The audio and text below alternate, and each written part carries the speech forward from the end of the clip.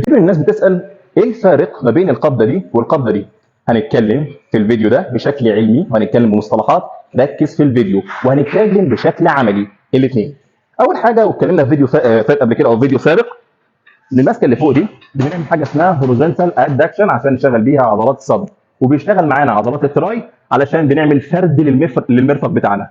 عملنا فرد للكوع بتاعنا اشتغل التراي، وهوريزونتال ادكشن اشتغل الصدر، والكتف كانت عضله مساعده. تمام؟ طيب هنا ايه اللي حصل؟